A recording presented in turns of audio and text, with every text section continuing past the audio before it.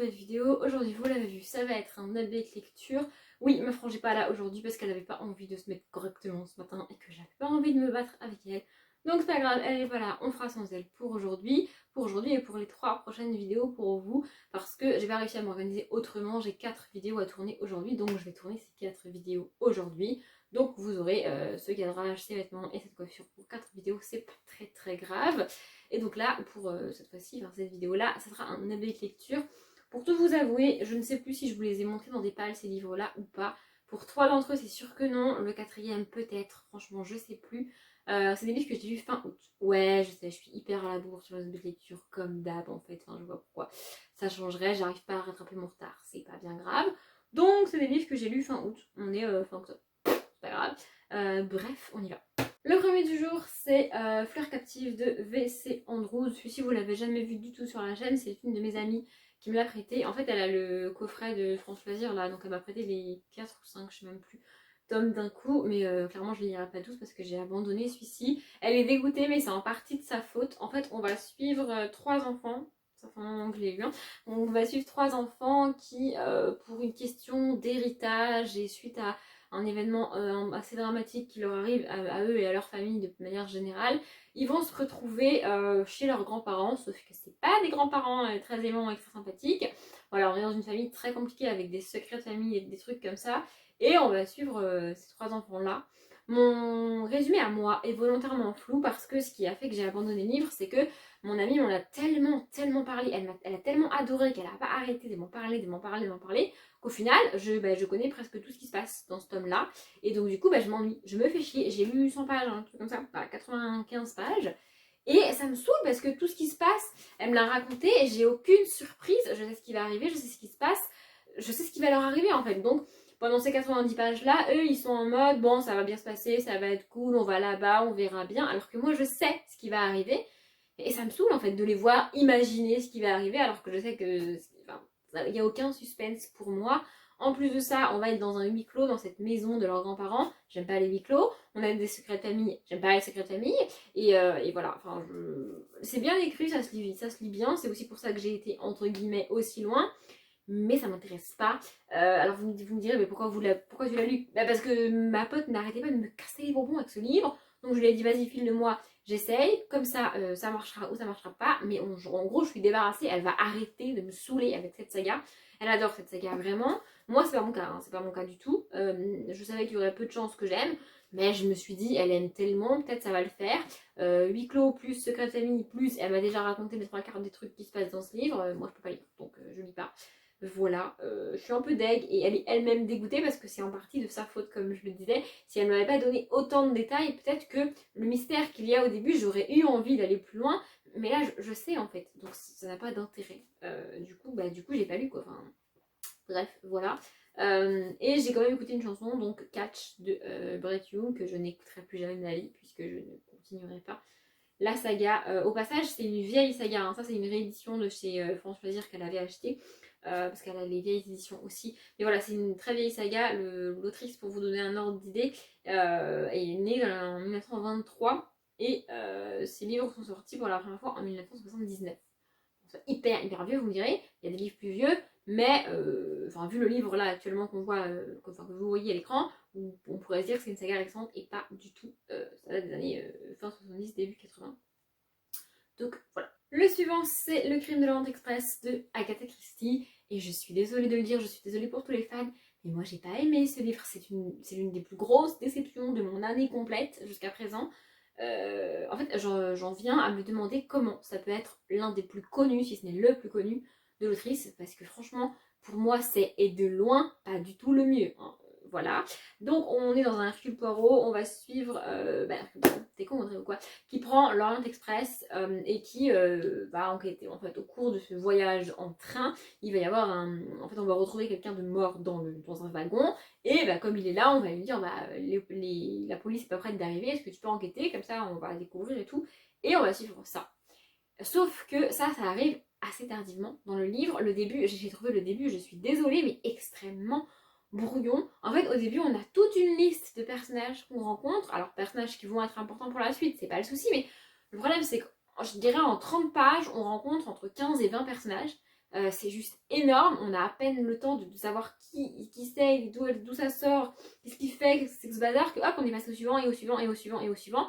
On est bombardé d'informations et de personnages, et j'ai trouvé ça pas du tout intuitif pour lire en fait. Et j'ai pas pu m'empêcher de me dire que, alors moi, l'avantage que j'ai, c'est que je connais déjà Hercule Poirot avant de commencer ce livre. J'avais lu d'autres livres de Agatha Christie et d'autres Hercule Poirot, donc le personnage de Hercule Poirot, je le connais. Ce qui, je pense, n'est pas le cas de la majorité des gens qui lisent ce livre, parce que comme c'est l'un de ses plus connus, c'est par celui-là qu'on commence en gros. Et du coup, en plus, il faut découvrir Hercule Poirot. Et franchement, Hercule Poirot est pas du tout sympathique dans ce livre. Enfin, moi, si je commence les Hercule Poirot par celui-ci, je me dis, mais c'est quoi ce personnage-là? D'où il sort? Qui c'est celui-là? Parce qu'il est imbu de lui-même, il est prétentieux. Et si tu as lu d'autres enquêtes de lui, tu sais déjà qu'il est un peu comme ça, et tu sais déjà qu'il a des raisons de l'être parce qu'il a résolu plusieurs enquêtes de manière assez intelligente. Donc tu sais qu'il est prétentieux parce que tu as lu d'autres livres, et tu sais qu'il a un peu le droit de l'être. Mais si tu commences par celui-ci, tu te dis mais c'est qui ce gars? D'où il sort quoi? Et alors je ne vais pas spoiler la fin parce que je ne suis pas une grosse connaisse encore une fois, mais la fin m'a pas... Oui, la fin est bien, oui c'est bien construit, c'est bien pensé, c'est bien écrit, mais pour le livre le plus connu d'Agatha Christie, moi je m'attendais vraiment, vraiment à un truc de dingue. Bon, j'ai quand même pas deviné la fin, donc ça c'est cool. Mais voilà, je l'ai dit, je suis globalement déçue par ce livre-là. Ça reste l'un des plus grands classiques de la littérature, ça reste l'un des plus grands classiques du policier, ça reste l'un des plus connus d'Agatha Christie, et je pense que ça reste un livre à lire, mais il faut lire d'autres Agatha Christie pour vraiment comprendre le personnage d'Hercule Poirot, l'écriture d'Agatha Christie, ce qu'elle est capable de créer, ce qu'elle est capable de faire, parce que pour moi, ce livre n'est pas représentatif de l'œuvre complète d'Agatha Christie, de ce qu'elle est capable de faire, de ce que Hercule Poirot est capable d'être dans un livre, et c'est dommage. Vraiment, c'est dommage que ce soit le plus connu. J'ai pas encore lu Les 10 petits nègres, qui est son autre plus connu, enfin très très connu, mais j'ai peur. Du coup, j'ai peur pour Les 10 petits nègres, parce que celui-ci... En fait, je pense que je m'attendais tellement à ce qu'il soit mieux que tout ce que j'avais lu d'elle, que du coup, je suis déçue, parce que c'est pas le cas, en fait. Il est pas mieux, il est aussi bien, il est pas nul à chier, mais il est pas génialissime, quoi. Bref, je m'embrouille et je me répète, je suis déçue, ça reste un livre à lire, mais pour moi il ne faut pas lire que celui-ci d'Agatha Christie, il faut en lire d'autres, ça vaut le coup aussi. Ensuite j'ai lu Les désastreuses aventures des orphelins Baudelaire, le tome 8 de Léonie Snicket, donc c'est Panique à la clinique. On retrouve toujours nos trois orphelins, Violette, Klaus et Prunier, qui au début du tome 1, suite à l'incendie de leur maison, sont devenus orphelins et sont baladés de tuteur en tuteur parce que personne n'est capable de s'occuper d'eux, en fait, enfin, c'est hallucinant.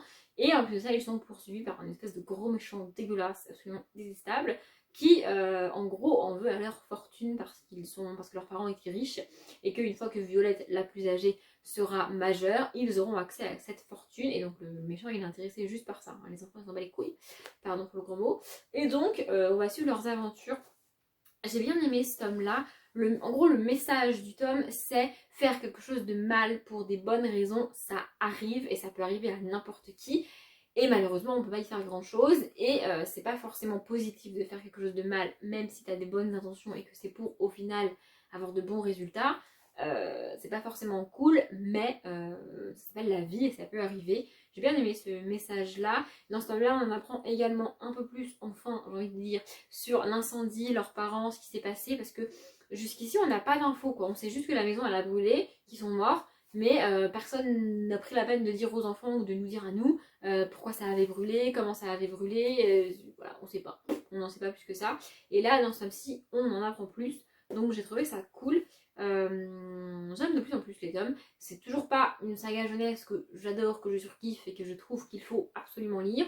On passe un bon moment, ça se lit bien, c'est cool. Pour les enfants, ça peut être top aussi. Ça permet d'apprendre plein de choses parce que le narrateur, Léonie Snicket, donc, donne des définitions de mots, apprend des choses aux enfants. Et je trouve ça cool. Donc voilà, ça peut être vraiment intéressant pour des enfants. Maintenant, niveau amusement et univers sympathique et dépaysement pour les gosses, bah il y a mieux. Pour les gosses, ouais, je parle comme une vieille. Bref. Voilà, j'aime globalement, comme je l'ai dit, j'aime bien cette saga. J'écoute UU de Julia Michaels en la lisant et je continuerai à avancer. Je la terminerai, c'est sûr.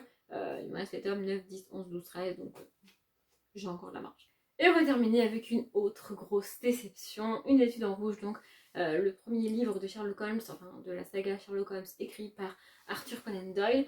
On y rencontre James Watson et Sherlock Holmes qui vont, en fait chacun cherche un appart / un colocataire et donc ils vont emménager tous les deux dans un appartement pour diviser les frais et tout et tout. Et donc le narrateur c'est Watson et on va suivre, on va apprendre en même temps que lui à découvrir Sherlock qui est en train de mettre en place une toute nouvelle manière de mener une enquête en observant, en regardant attentivement les choses, enfin à la Sherlock Holmes quoi.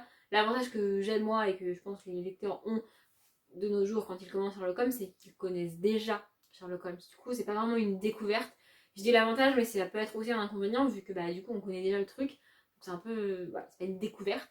Et donc on va suivre ça. Il y a un homme qui est retrouvé mort dans une maison abandonnée. Et donc Sherlock, la police fait appel à Sherlock, il débarque, il va voir les lieux, prendre le temps d'observer, de regarder et tout, et ensuite euh, faire des déductions. Et on va suivre ça, enfin on va suivre ça en partie. Le truc qui m'a le plus dégoûté, parce qu'il n'y a pas d'autre mot, c'est au-delà du dérangement, c'est vraiment dégoûté, c'est que pendant la moitié du livre, sans déconner, j'ai encore laissé mon marque-page, décidément, enfin on n'arrive pas. Donc il fait 126 pages, on n'est pas sur une nouvelle, quoi. C'est quasiment une nouvelle. Et pendant, je sais pas, je dirais bien, ouais, 60 pages, voire plus, on n'est plus avec Sherlock Holmes, on n'est plus dans la quête, on bascule dans le passé d'un homme qu'on sait même pas qui c'est au début, qui nous raconte sa vie dans la construction de ce qui va être, je suppose, ensuite Salt Lake City, avec une femme, avec des hommes, avec des trucs de religion, enfin voilà, on découvre sa vie, on n'est plus du tout dans la quête avec Sherlock, on a la vie du gars, on sait même pas qui c'est au début, et on raconte ça pendant genre 60 pages, ça dure pas genre un ou deux chapitres, ça dure 65 pages sur un livre, en fait 126 quoi. Et après, on rebascule sur Sherlock et bouf, l'enquête est résolue. Alors, ça s'explique parce que, pour rappel, Arthur Conan Doyle est le premier à avoir écrit des livres policiers comme ça, qu'à l'époque, c'était pas franchement populaire parce que ça n'existait pas encore, évidemment, et que du coup, bah, je pense qu'il a intégré tout ce gros passage-là de narration et de vie de personnage en dehors de l'enquête pour plaire aux gens qui avaient l'habitude de lire ça et pas des enquêtes policières. Sauf que moi, aujourd'hui, quand j'ai commencé ça, bah, je voulais une enquête policière. Bon, je comprends le truc, comme j'ai dit, mais du coup, voilà, franchement, ce long passage-là m'a un peu... j'ai pas trouvé ça intéressant, j'étais là, mais moi, je veux Sherlock, il est où Sherlock, elle est où mon enquête? Et surtout, j'ai eu ce sentiment de, il n'y a pas d'enquête, en fait. Parce que tout ce qu'on découvre pendant que le gars, il nous raconte sa vie, là, Sherlock le découvre aussi, mais du coup, quand on revient avec Sherlock Holmes, off, il arrête le gars et il résout l'enquête. Alors que moi, j'aurais préféré qu'on découvre tout ça en même temps que Sherlock, qu'on le voie découvrir, faire ses recherches et tout. Et du coup, c'est pas le cas. Et du coup, voilà, je trouve ça vraiment, vraiment dommage. Je lirai d'autres, enfin, je dirais la suite, entre guillemets, et les autres aventures de Sherlock Holmes. Mais franchement, je suis très, très déçue. Du coup, j'ai trouvé ça très long, très lent, très narratif et pas du tout. Bah, c'est pas une enquête. Enfin, pour moi, c'est pas une enquête. Il n'y a pas cette envie de ah, c'est peut-être ça, oh, j'ai trouvé, ah oui, ça va avec ça va avec. Non, t'as pas ce côté enquête et ce côté recherche quand tu lis parce que c'est pas vraiment une enquête. Voilà, c'est très dommage. Je suis très déçue, mais. Mais je dirais la suite quand même en espérant que ces passages narratifs totalement sans Sherlock disparaissent petit à petit dans les livres parce que c'est ce que je voudrais. Hein. Voilà. C'était le dernier livre du jour, du coup la lecture est terminée. J'espère que ça vous a plu, j'espère que c'était pas trop long. Je vous laisse là, comme d'habitude, je vous souhaite une bonne journée, un bon après-midi, un bon appétit ou une bonne nuit et je vous dis à bientôt.